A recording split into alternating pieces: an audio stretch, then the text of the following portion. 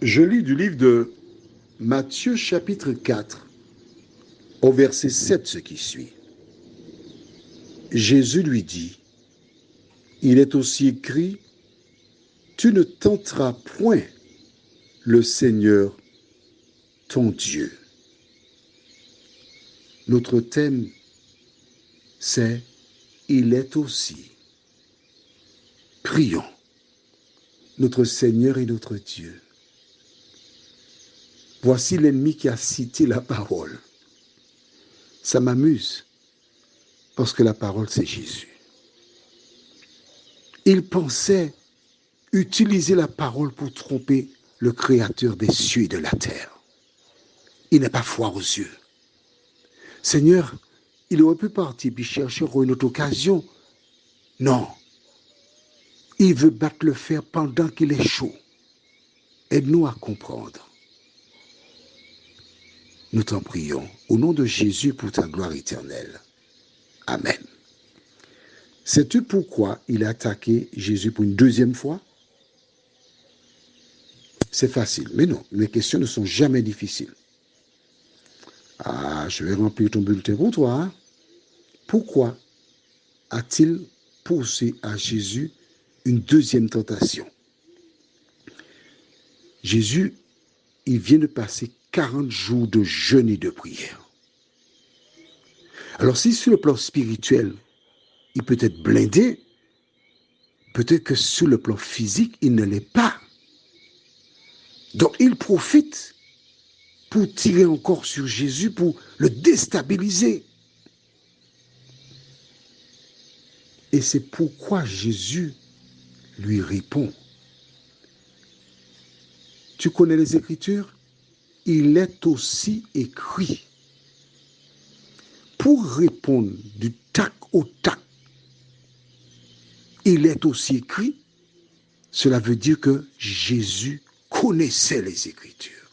Mais oui, lorsque tu vas à l'examen, tu arrives, on te pose une question en rapport avec un sujet qui a été présenté pendant l'année scolaire.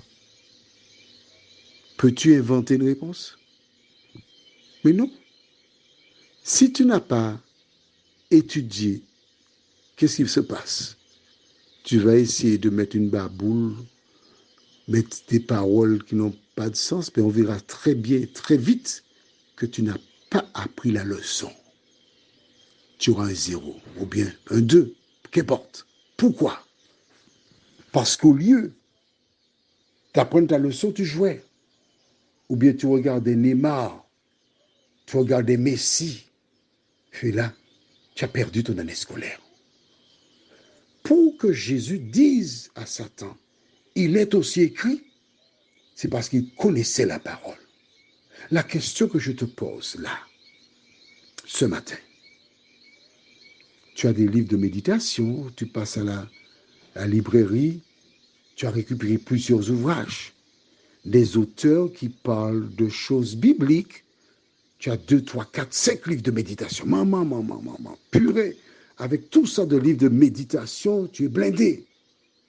Mais moi, je vais te dire une chose. Je n'ai qu'un seul livre de méditation.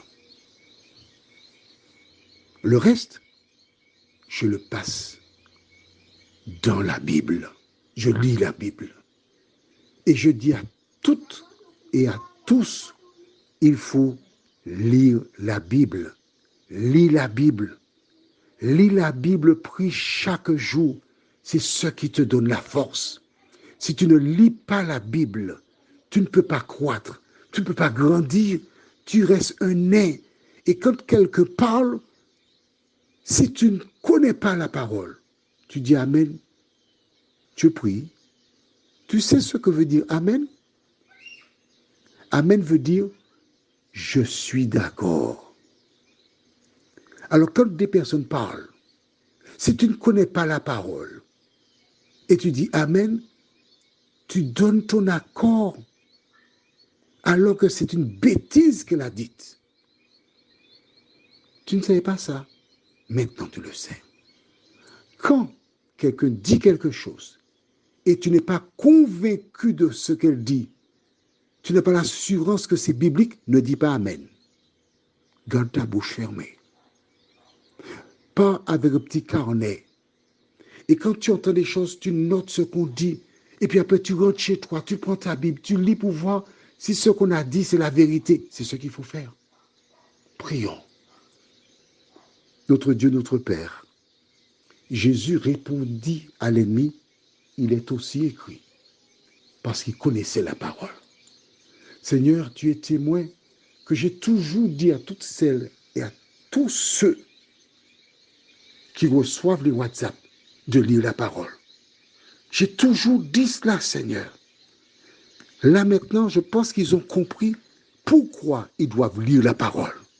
Seigneur, bénis-les, touche leur cœur, visite-les et permets qu'ils deviennent des champions de la parole, de telle sorte qu'à ton avènement, ils fassent partie des rachetés, nous t'en prions, au nom de Jésus et pour ta gloire éternelle. Amen. Je te souhaite une bonne journée et n'oublie pas, va lire ta Bible.